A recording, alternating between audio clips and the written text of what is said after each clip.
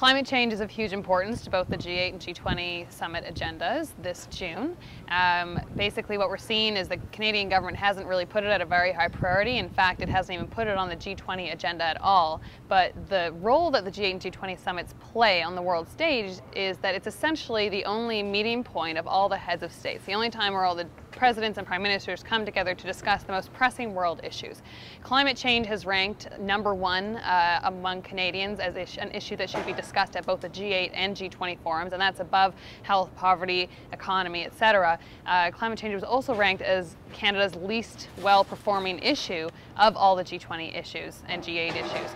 And so it's of major importance to Canadians, it's of major importance to world citizens, and the G8 and G20 essentially have the role of steering committee to play for the rest of the world on climate change. The key thing that we're looking for on the G8 is a commitment from countries on fast-track climate change financing. Canada is one of the only countries that we've seen not put their fair share of money on the table. We're basically looking for $1 billion over a 3-year period from Canada.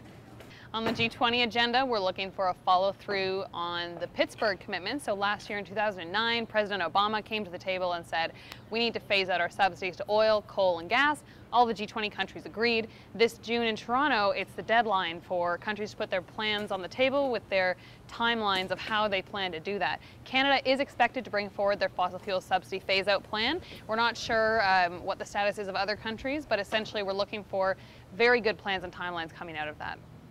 We're also looking for long-term financing discussions. So essentially what the G20 can do is move forward in discussions on how these G20 countries plan to tackle their $100 billion commitment, which was made in Copenhagen. Now understandably, UN commitments, their final decisions should be made in the UN, but at the same time there are many unfinished discussions that the G20 at a very high level with the prime ministers and presidents really need to have to move that discussion forward.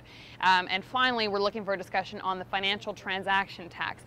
Very different from a bank tax, but essentially a financial transaction tax would take funds from all financial transactions around the world and direct them towards poverty alleviation and climate change initiatives around the world.